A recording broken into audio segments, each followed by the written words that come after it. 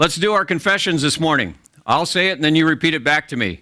I'm a beautiful, wonderful, child of God. I'm a friend of God. I'm loved by God. And God likes me.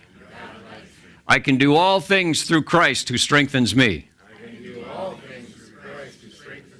I have great faith and it shows. All things are possible with God. I make wise decisions. God has awesome plans for my future. You may be seated. If you have a Bible or a tablet or a phone, if you would go to Matthew the 15th chapter, we will start there. And we're in the second part of living a life of no regrets. And the question this morning is, what are you waiting for? And I want to talk about relationships this morning.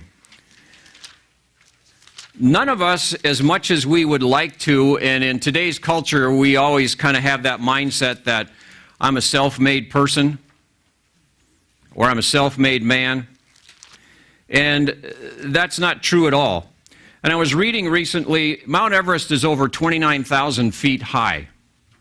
And when you get to 26,250 feet, you enter a place that is called the death zone, which means there's not enough oxygen at that level to support human life.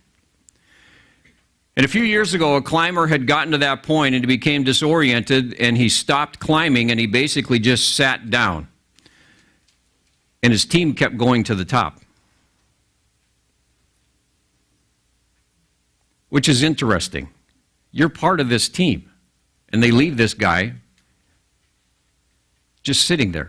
Now, it takes about 2 months to summit Everest. The cost is somewhere around $60,000 per person. Okay, now if you just spent 60 grand, you kind of want to get an ROI on this deal. And you've probably been training pretty hard in order to do that. But they left him there. And there were other teams that came by going to the top of Everest. They walked right by the guy, and he died. Not too many months later, Lincoln Hall entered that same spot on Everest. Same thing happened to him. And the team that he was with, there were 4 other climbers and 11 Sherpas that were there, and they stayed with him, got him some oxygen, helped him get back down, and he survived. And you look at those 2 stories, and the difference between the 2 of them is nothing more than teamwork. One lived, one died. One was left alone, one was helped. There was a relationship that was set up there. And when you look in today's world, teamwork doesn't always seem to be the rule. It's almost more the exception than the rule. There are sports teams where you've got one player, one individual, and they hog all the glory and all the attention. Or you have a president or CEO of an organization and everything is about them, not realizing that they have no earthly idea what happens in the levels below them and they could never do that job, but yet they seem to take all the attention and they get all the big pay. But we need one another in order to survive. We need one another in order to succeed. That great theologian Charlie Brown said, "Humanity I like, it's humans I can't stand." I think he's on to something. Sometimes we like the crowd, but I don't want to deal with people individually. I don't have to want to do that one-on-one thing. And we were joking, Brian and I, before service, and Scott, we were talking about everybody has a phone nowadays.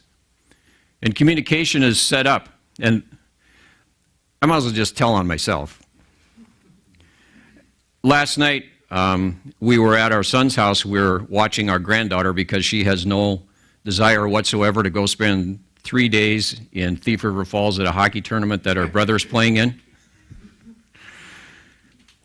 But it was kind of funny. We were sitting at the island in the kitchen, one right after another, and I made the comment because I looked up, granddaughter's here, my wife is here, I'm here. We're all within about 3.5 to 4 feet of each other. What were we doing? We're all looking at a screen. We were not even communicating with each other. But we kind of lose that concept of dealing with human beings. And this, a life of no regrets, I set it up last week and I said, if you had 1 year to live, or you had 1 month left to live, how would you live? How would you live differently? And then the million-dollar question is, why don't you do that now? What's preventing you from accomplishing that? What's preventing you from doing that now? But how would you handle your relationships? We've all got some relationships that are maybe a bit stunted or fragmented or broken or weak in some ways. If we knew that we had 1 year left to live, would we leave that relationship in that condition? Or would we reach out and try and correct that? Would we reach out and try and fix that? But there are 3 mountains, I think, that we have to initially climb over in order to take care of the relationships. First mountain is the mountain of misunderstanding. And unfortunately, there's a lot of relationships that don't have the ability to even get past this first summit. Misunderstandings can pile up as high as Pikes Peak. We lived for 8 years in Colorado Springs, and we just had to look out our back door, and there was Pikes Peak, 14,000 plus feet. But sometimes those things get built up, those misunderstandings. You know, you meet someone, and you're going along real well with them, and everything's working great. Then all of a sudden, wham, a misunderstanding hits, and you're like, well, I didn't expect them to be like that. Or we meet someone, and they're just like us. And they're wonderful because they're just like us. John Ortberg, who is a pastor, wrote a book called Everybody's Normal Until You Get to Know Them. There's a lot of truth in that title. But we see this individual, we hit this understanding, and we realize they're not like me. They don't think like me. I thought they did, but they don't. How many of you are married to an opposite person? Mm-hmm. A lot of times that's exactly how marriage works. We're married to opposite types of people. Opposites can attract, the phrase says, but the other side of that is opposites can attack. Sometimes we have misunderstandings. We think we know a person. We think we have a good idea how they're going to respond, and then they go a different direction on us. They turn about 180 degrees the other way. Next mountain is the mountain of me first. Little kids want to butt in line at lunch. They want to be the first one in line. Or they want to get a certain seat on the bus. It doesn't change when we're adults. We just have different phraseology for it. Shotgun! You're going to sit in the front seat? It's the same. Or we look at the organizational chart in our company, and we're like, how can I climb to the top of this? How can I get to the front of the line? How can I get to the head of the line of all of this? It's me first.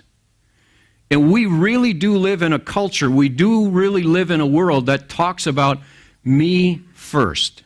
It's all about me. What about me? Third mountain is the mountain of mistakes. And I think this is probably the most deadly mountain of all. And the reason I say that is, we've all been hurt by somebody.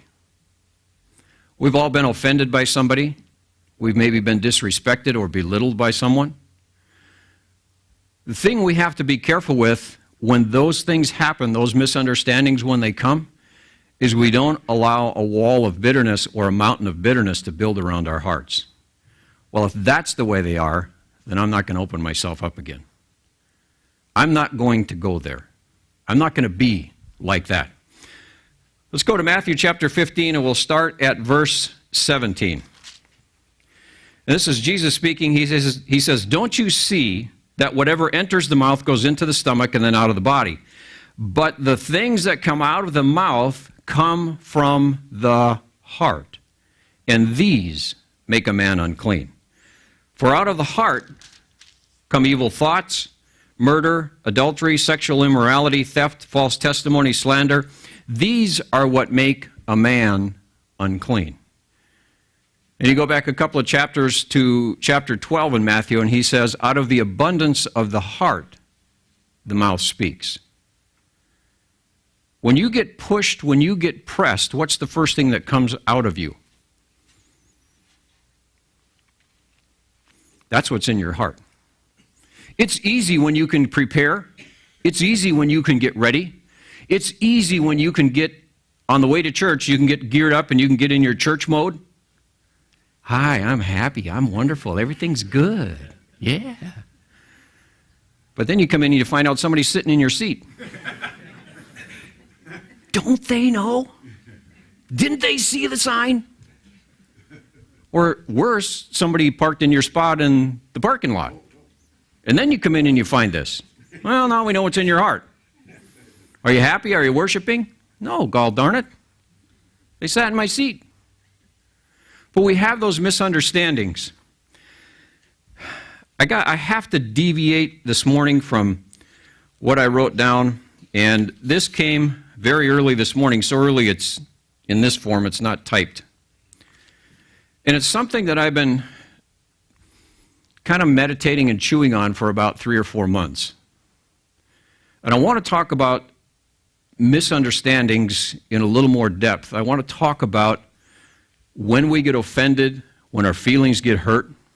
And I'm not talking just in church, or I'm not talking just outside of church. I'm talking about across the line life in general.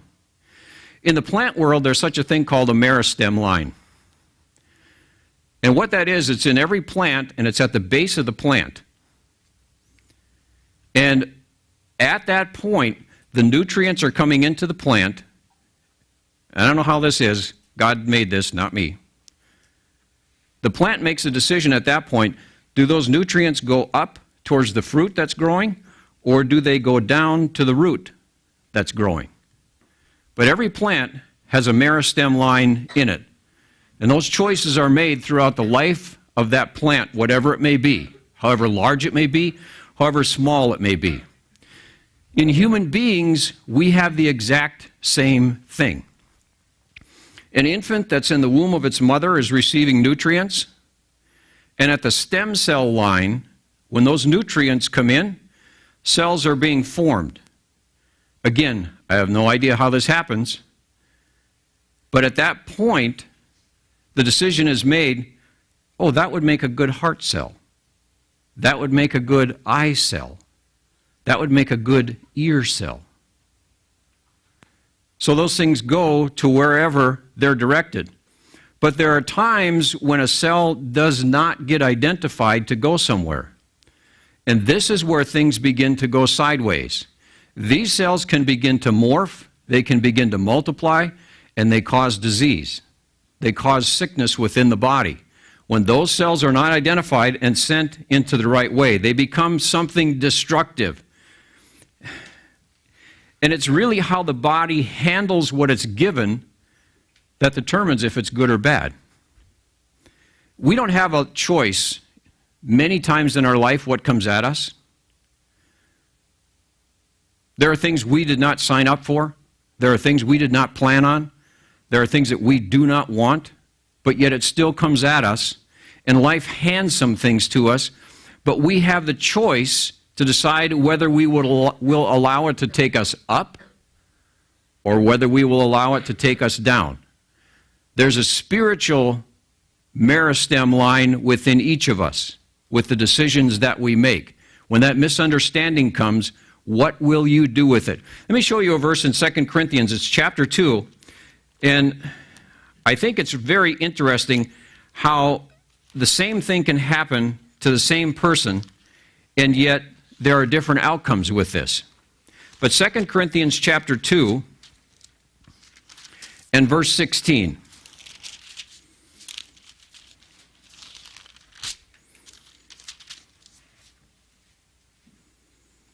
It says, "To the one we are the smell of death, to the other the fragrance of life." People will sit in a service and they'll hear the word preached or taught. To some it's a word of life, and they'll grow from it and develop it and use it to benefit themselves. Other people will hear the same thing and they'll walk out and go, well, that was a waste of time. There was nothing beneficial there.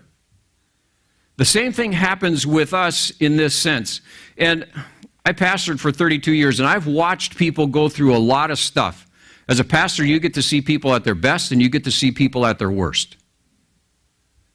But I've watched people walk through the same events or similar circumstances, and some come out bitter and some come out better, and it all comes down to what do they do with what comes at them. What are we doing with it? Isaiah says that we can bear fruit, or in Hebrews chapter 12, we're warned about a root of bitter, or a bitter root. And that root, it says, can affect many. Let me read this to you. If you're taking notes, it's Hebrews chapter 12 and verse 15. But I thought, this is really true, because sometimes we think, well, it's just me. We're back to this all about me first. It only affects me. But verse 15 says, see to it that no one misses the grace of God, and that no bitter root grows up to cause trouble and defile many. So if we become bitter, it's not just us. It affects our children. It can affect our grandchildren, our great-grandchildren. It can affect the people around us. We have a huge sphere of influence. I mentioned last week that even the most introverted person affects 10,000 people in their lifetime. So if you've got a bitter root, then you're affecting those 10,000 people with that bitter root and that perspective that you've taken. Now, we may not choose to participate or sign up, like I said, for a particular trial, but this is what is happening right now. That misunderstanding is happening. That offense has happened. And you have the choice to either let that event take you up and bear fruit, or it can take you down and destroy you. The choice is ours. We will have 10,000 chances in our lifetime to become bitter. We really will. We'll have that option to do that. Somebody will hurt us, somebody will offend us, something will happen, some disappointment, some injustice. But at that moment, at that spiritual meristem line within you, you have to make a choice. What am I going to do with this? Will this cause bitterness? Will this cause offense? What will happen as a result of that? Where do I go with that? Because, again, it'll either take you up or it'll take you down. Does the event become something that strengthens your heart? There are people who walk through difficulties and they become better. Or does this become a spiritual cancer cell to you? And you become mean, and you become angry, and you play the victim card the rest of your life? Is that the role with that misunderstanding? Is that where we go? But we have to decide, what are we going to do with this? How are we going to handle this? When you look at a plant and you see the fruit, the goodness of the fruit is dependent upon the goodness of the root. You got a bad root system, you don't have good fruit. It just doesn't work any other way. But we all like to see what's above the ground. We're all excited about what's above the ground. But the question is, what goes on underground? Are you praying? Are you reading the Word? Are you fellowshipping with other people? Those are the things that no one sees. That's the stuff that's, spiritually speaking, below the ground. But when you do the right thing, that above ground fruit looks good. It's strong and it's healthy. What do we do in our hearts? That unseen place determines the fruit that we get. If your root system is good, if your root system is strong, it is inevitable that your fruit system will be good as well. You will bear good fruit. If you've got a plant and it's not developing, it's not growing as you want it to, do you fiddle around with what you see above, or do you dig around and fertilize? You generally dig around and fertilize. You pull the weeds out. Because if you strengthen that root system, then the plant goes stronger. Same thing is true with us.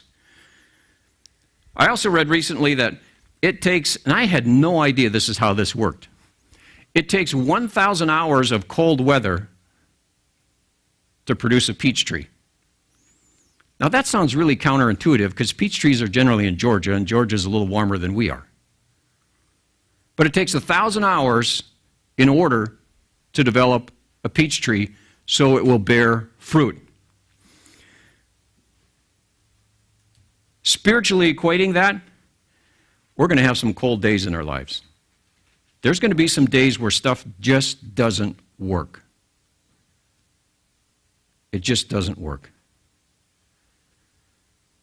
I remember about 3 years ago, a little over that, Our son stopped by our house late one evening and told us that our daughter-in-law had got a diagnosis of stage 3 breast cancer. Not something any of us signed up for. But we will go through some cold days. We'll go through some difficult things. We'll go through some hard times. The Holy Spirit is the one that says there will have to be some cold days. Still interested in bearing fruit? Yeah, God, if I can do it the easy way, there's going to be cold days. If you've lived very long, you know that. You know there's stuff that happens. I didn't want this. But in order to bear good fruit, we have to have some cold days. Because that's where we bear the fruit. Are the things that we learn in the midst of those cold days. In all of this horticultural study stuff, I was also reading about bonsai trees. You know, those little ones, they're always like about this tall. Did you know that any tree can be a bonsai tree? An oak? A pine tree? Any of them. The way you do that is you allow that meristem line in that plant to begin to grow and develop a root system. It's sitting in this pot. After a while, you pull it out, you take some shears, and you clip off part of the roots. Stick it back in, and it grows some more. You wait a little while, you pull it out of the pot, you shear off some more of those roots, and you stick it back in. You do that enough times, and pretty soon the root system stops, and it just stays where it is, and the tree only gets this big. That's how that happens. Putting that on a spiritual plane, you don't want to be a bonsai Christian. The devil is going to come after your root system.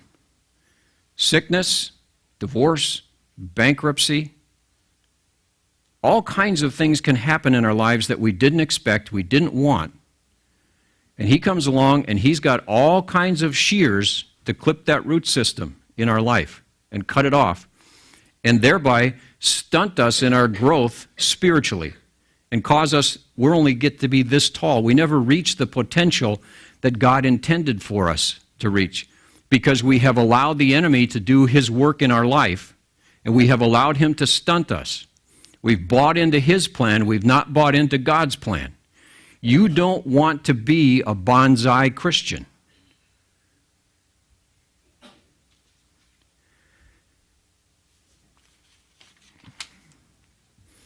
Psalm 92 talks about that those that belong to the Lord will flourish in the courts of their God, and they'll look like cedars of Lebanon, it says. But don't let those trials, don't let those troubles, don't let those offenses drive you down. But here's the kicker. It's your choice, not God's. It's up to you. You decide if you're going to let this thing do what the devil intends for it to do in your life. If you will allow him to stunt your growth, if you will allow him to shut you down, or will you allow your roots to grow strong, and will you allow your roots to grow deep, and thereby you grow fruit? Now, spiritually speaking, those are the fruits of the Spirit in Galatians chapter 5. Love, joy, peace, long-suffering, gentleness, goodness, faithfulness, meekness, temperance, self-control, all those things. But there will come a point for every one of us, and it will happen more than once, where in our spiritual meristem line, we have to make the choice. Do we go up, or do we let this thing bring us down? Do we let this misunderstanding destroy us? Something we didn't plan for. We have to go through the cold days in order to bear fruit. Let it develop you, let it grow you, and trust me, I've been through enough things at this stage of my life to know this is not easy. It's just not. But with God's help, we can do this. If you want to be a fruitful, healthy, strong Christian, there are two things you need to have in your life. There's a lot of things, but I think these two are key. Number one is you have to learn how to be a giver. You got to give. Give those fruits of the Spirit. Love people. Be kind to people. Give your resources. Give your strength. The other thing is you have to forgive people. Again, when you have that misunderstanding and you have that offense, Are you going to let that thing turn you into a bonsai? Are you going to get shrunk down by this? Or are you going to allow it to cause fruit to grow as a result of this cold day that has hit you? It's your choice. Everybody, if you can, turn to Ephesians chapter 3. I want you to see what Paul writes about this and how he explains this and where we go with all of this.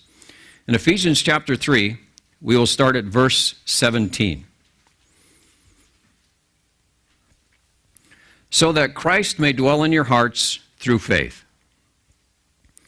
And I pray that you being, what does the next word say? Rooted. Here we're back to that root thing. That you being rooted and established or grounded, depending on your translation, in what? In love. Our root system needs to be developed in love. It needs to be fertilized with love.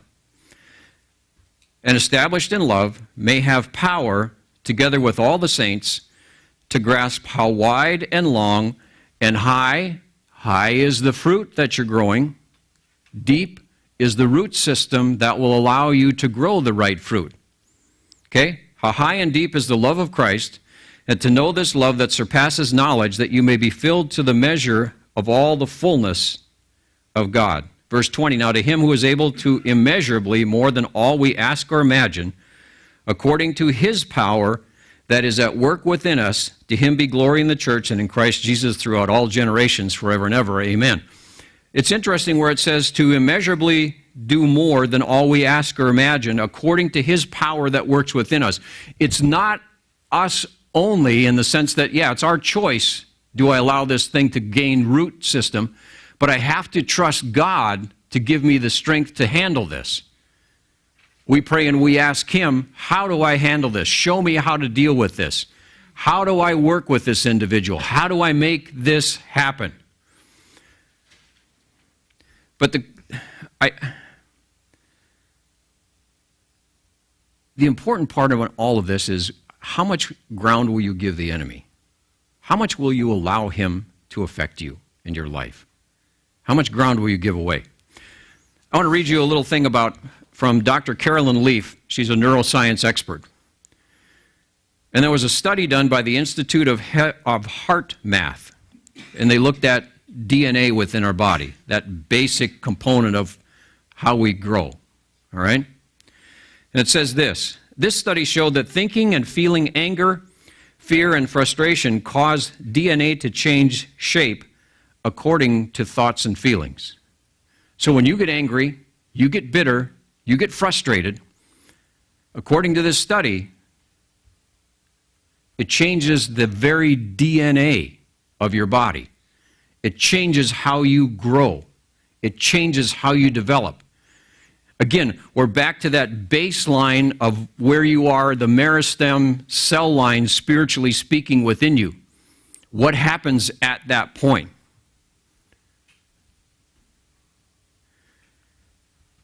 She goes on to say that the researchers also found that HIV-positive patients who had positive thoughts and feelings had 300,000 times more resistance to the disease than those without positive feelings.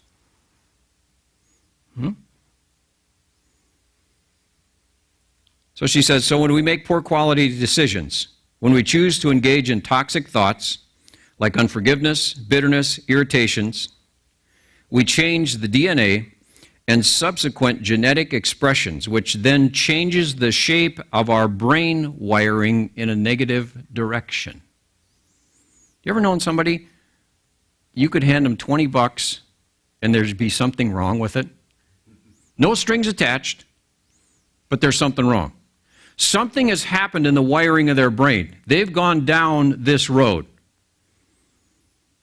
To me, this is somewhat laughable in the sense that Solomon wrote decades, centuries ago, as a man thinks in his heart, what? So is he. He knew this long before these scientific people got their big discovery. I love it when science finally catches up to the Word of God.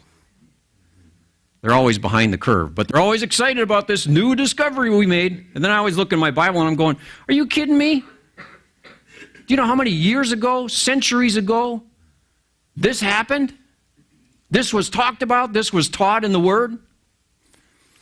But we have to be careful with those feelings that we have because they can actually change the wiring within our brain. Now, let me spin it this way. Anybody, would you like to have miracle grow, so to speak, for your brain? All right, I got two guys. Talking to you two guys. The rest of you are kind of like, I don't know, how much work is it going to take? There's a thing called BDNF, brain-derived neurotrophic factor. What it is, they have found that when we exercise, it releases chemicals within our brain and within our body. When we work hard, this BDNF is released, and what happens is it has the capability to strengthen the connections in our brain. It has the capability to build new brain cells. It has the ability to reinforce the good cells within our brains. So if you want to get smart, go sweat. Again, they're all excited about this. I'm like, yeah, okay. God talked about this a long time ago. But it's amazing, we're now learning these things scientifically, that we do have control over a lot of things. And we go back to this bitterness, we go back to this misunderstanding. That meristem cell line that's within you, how will you handle those decisions? Because if you get those at the base, and you make the right decision, it goes up to bear fruit, as opposed to pulling you down and destroying you. All right? Interesting quote, every decision you make, every decision is not a decision about what to do, but it's about who you are. Who you are is the root. What you do is the fruit. There are a lot of people, and we can't judge this, but trust me, when we stand before God, this is one of the big things He's going to measure in our life. The motive and the intention behind our actions. If you read through the Gospels, that's what drove Jesus with the Sadducees and the Pharisees and all the scribes and all the religious people. He looked at their motive. They on the outside, remember? You wash the outside of the cup, he said, but the inside, not so clean. It looked good on the outside. We can see people who make a decision, they make a choice, they go a direction. We think, wow, that was a noble, honorable decision. And maybe it was, but many times it's not because it's driven by selfish needs and wants and desires. The intention and the motive behind it was all about them. Me first. Be careful your motives. Be careful your intentions. Now, let's look at some people that God uses to kind of rub the rough edges off on us. First one is sandpaper people. They irritate us, they rub us the wrong way, and they get under our skin. Tape measure people. They always let you know you don't quite measure up. Just not quite good enough. Hammer people. They push their agendas on others and force their way. Skill saw people, they are naturally gifted at cutting others down. Vice grip people, they are extra needy and squeeze the life out of everyone around them. Grinder people, they have an explosive personality and they can send the sparks flying. Axe people, they are negative, always grumbling and leave a wide swath in their path. And then their cousin the hatchet takes smaller chops, but they hold on to hurts and grudges much longer. Anybody know anybody like that? Anybody married to anybody like that? You better sit on your hands, people. That was one of those rhetorical questions you don't answer. Okay, if you're married to one of those people, just wink with your left eye and they'll never know. I'll know, but nobody else will. But here's the thing. We know people like this, but you know what? Sometimes we're those people to other people. And we don't even really realize it. We can be those sandpaper, irritating kind of people to someone else. So we have to be careful about how we come across and how we present ourselves. Let's look at some biblical strategies. How do I keep my relationships small? How do I keep them manageable? How do I make this work? First one is the rope of acceptance. When climbers are going up a mountain, there's a process called belaying where they attach the climber to a rope so that if he happens to lose his or her footing, they don't fall all the way down. They're attached to that rope. They're connected. The rope of acceptance. We need to connect with other people. Romans 15:7, accept one another just as Christ accepted you. That's a tall order. That's a big order. We don't see a lot of that in society today. There are some very clear lines of demarcation where, if you're on this side, you're good. If you're on that side. And in some ways, it's true.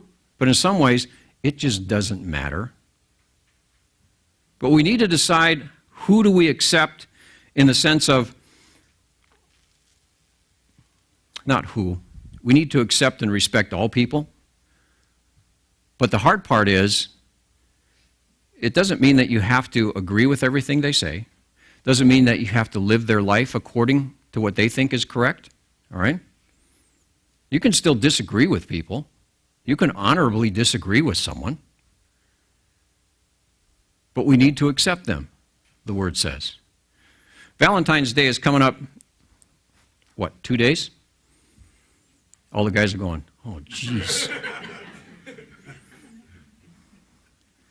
But a pastor had sent this to me, and these are things that men wish women really understood about men. Number 10. Ladies, if something we said can be interpreted in one of two ways, and one of those ways makes you sad or angry, we meant the other one. Number 9, learn to work the toilet seat. You're a big girl. If it's up, put it down. Simple. I didn't write these. Don't throw those at me. Number 8, we're not thinking about you. Live with it. In conjunction with that one, if you go on YouTube, look up nothing box. Just type in nothing box. It's a wonderful explanation of the differences between men and women by a pastor out of Green Bay. It's a great guy. Number 7, when we have to go somewhere, anything you wear is fine, really. Number 6, come to us with a problem only if you want help solving it, because that's what we do. Sympathy is what you get from your girlfriends. Number 5, whenever possible, please say whatever you have to say during the commercials. Number 4, Christopher Columbus didn't need directions, neither do we. Which shoots a hole in everything I said last week, doesn't it? Number 3, if it itches, it will be scratched. Don't make a big deal out of it. Again, I didn't write these. Number 2, we're not mind readers, and we never will be. Our lack of mind-reading ability is not proof of how little we care about you. Sometimes our crystal ball is a little blurry. Then number 1, if we ask what is wrong and you say nothing, we will act like nothing is wrong. But we know it's not. But if you think about people, and again, you go back to the marriage context and concept, wives want to be cherished and treasured by their husbands. And I think that's, in some ways, become a lost art in today's world. I think, gentlemen, there's a point where we need to begin to step up our game. We need to become better at that. Doesn't mean you lose your masculinity. It doesn't mean you become soft. It means you take your strength and you direct it in the right way. You move it in the right direction. It's amazing to me going to a store and there'll be a lady behind me, don't know who she is, and you open the door and they don't know what to do, some of them. They literally don't know what to do. And part of me, I want to ask them, who was your father and didn't raise you right? Who didn't teach you how a man is supposed to act around a woman? Not always their fault, but it's incredible. But gentlemen, we really do, and it's an overused term, but we really do need to man up. Be a man. Grow a spine once in a while. Act like it. Just because, we're born male doesn't mean we're men.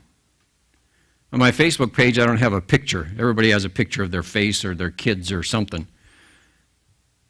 I have a quote on my page for my little thing. And it says, being a gentleman never goes out of style. doesn't. There's never a time for us not to be gentlemen. And unfortunately, culture has taught us, you watch a movie or you watch a sitcom, and sitcoms are the worst. Men are just mindless, stupid idiots. That's how they're portrayed. It just frustrates the daylights out of me. It's amazing I haven't gone through about 10 TVs throwing crap at it. Or the flip side is they're just brute beasts and they run over the top of everything. It's like there's no moral middle ground in all of this, in how you should act and what you should do. Gentlemen, if you have young boys in your household, it's up to you to teach them. You instruct them. Don't let the world show them how they're supposed to be. They will screw it up royally. Get the principles out of God's Word. You want to figure out how to be a man? Read the book of Proverbs, written by a man to men. That last chapter, how many times have you sat in a church service on Mother's Day and they've preached out of Proverbs 31 about the woman in Proverbs 31? Apparently I'm the only one. Do you know what that chapter is really about? It's a prophecy to Lemuel. That's the name at the front of it. If you go to the etymology of the word Lemuel, it means champion. It means leader. And that chapter is a prophecy written by his mother to him saying, this is the kind of woman you need to look for.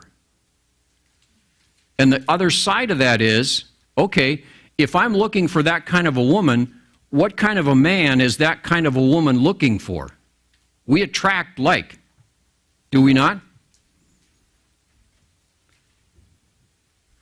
So when you read through that, it's not something that really is for Mother's Day. It probably should be preached on Father's Day. As a prophecy to men to say, this is the kind of woman that is a godly woman. This is what she looks like. When you're looking for one, look for these qualities. But then, okay, is she that kind of a woman? Is she going to be interested in me? Is that a relationship that's workable, doable? Number two, we gain traction with loving action. Sometimes those little things that we look at, we think, nobody cares about those. Doesn't matter. Those are the things that are really important. In climbing, the climbers, if their shoes and their footing is not solid and able to take on different kinds of terrain and ground, it doesn't matter what kind of ropes and all the other things they have. It's just not going to work.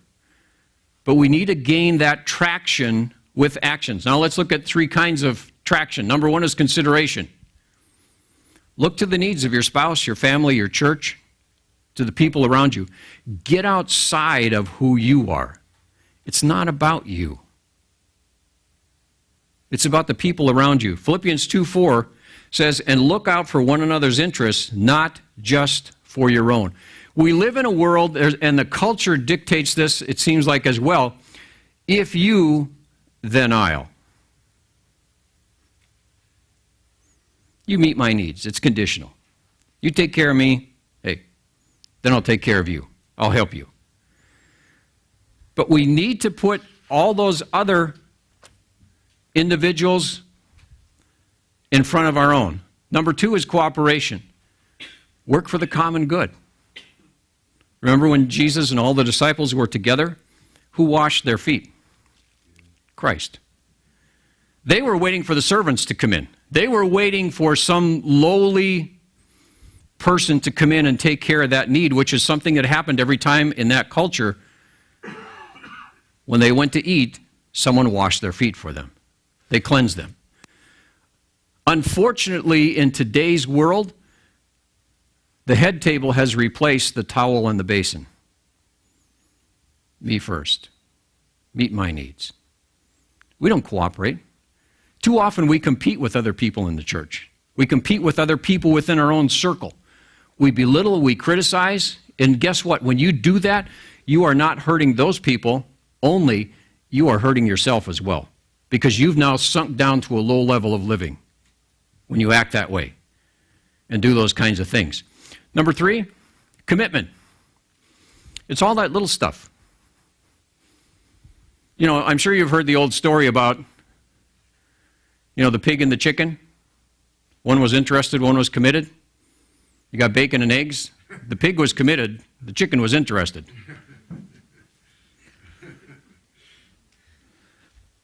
But it's all those little things that we do over time that begin to add up, positive or negative. I was reading recently about John Wooden, the legendary coach at UCLA, coached in the 60s and 70s. Won 10 NCAA Final Four championships. Nobody's ever done that. No one ever will. Won 88 straight games. The team closest to him won 42. Not even half of what he did. He was a remarkable man. He died a few years ago at the age of 99, and his players came to honor him, and the ones that spoke about him never talked about the basketball skills that he taught them. They all talked about the life skills that he taught them.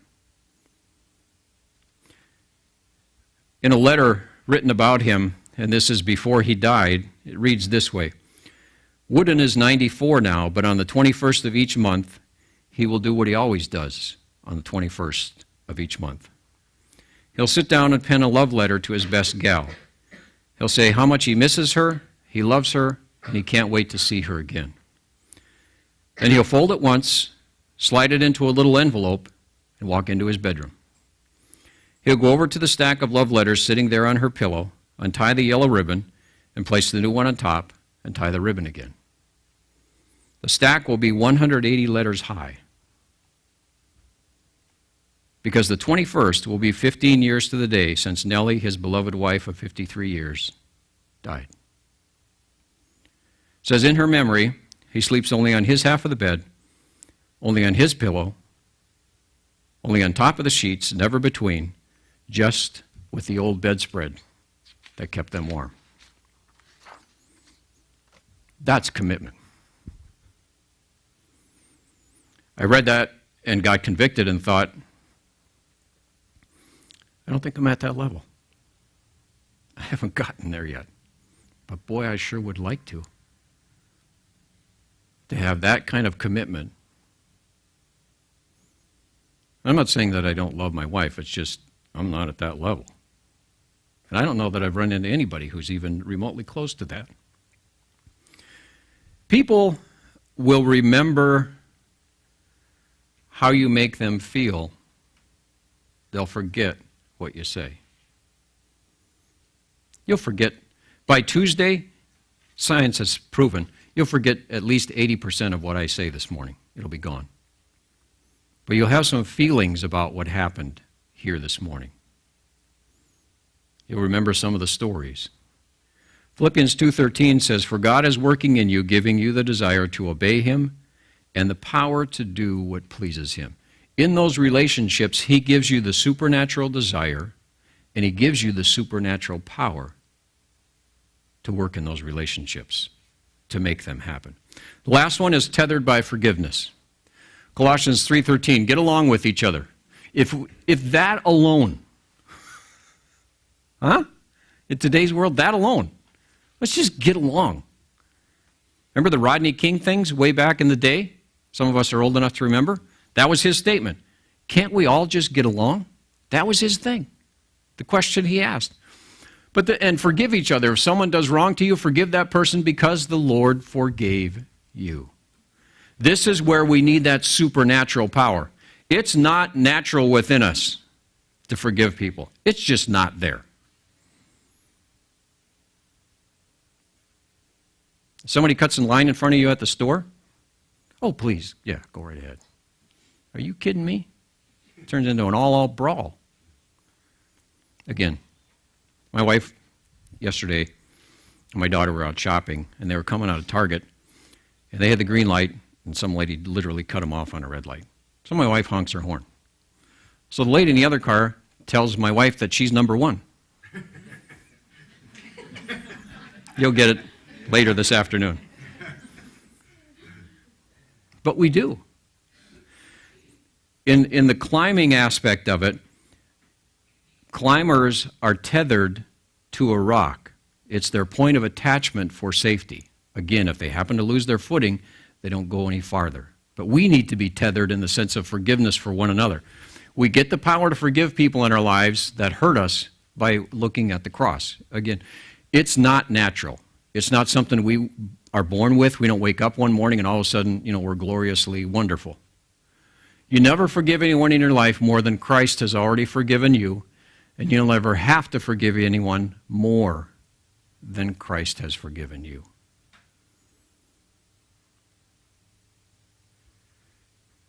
It's amazing when you think about the fact that God knows the beginning from the end.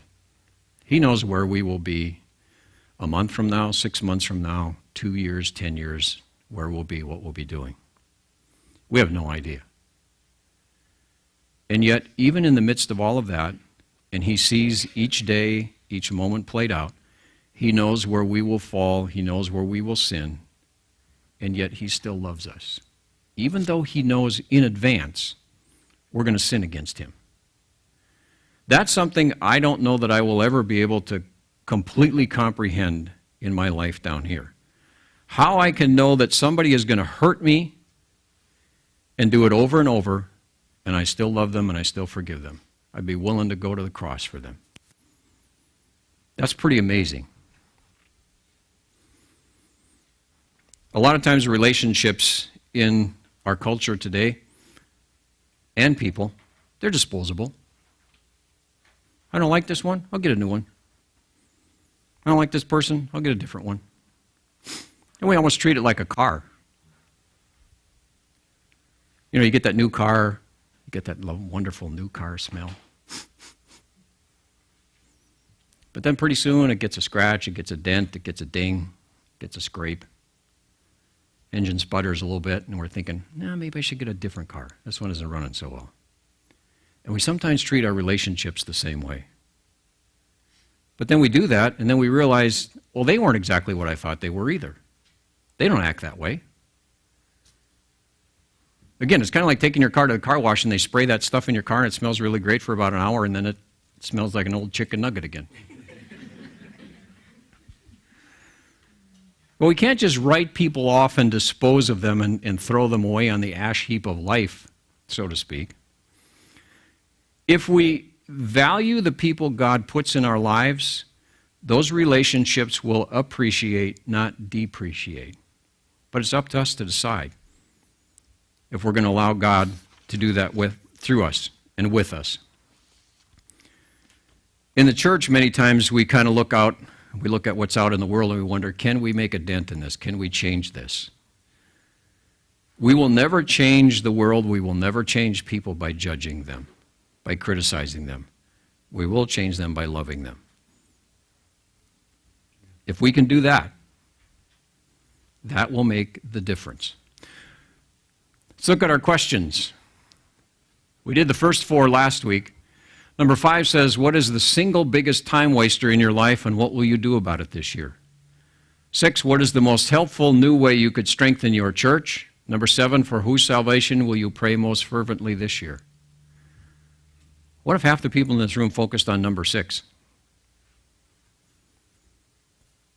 How could you strengthen River of Life this year? Just throwing that one out there. It's the pastoral side of my brain that just kicked into gear there for a moment.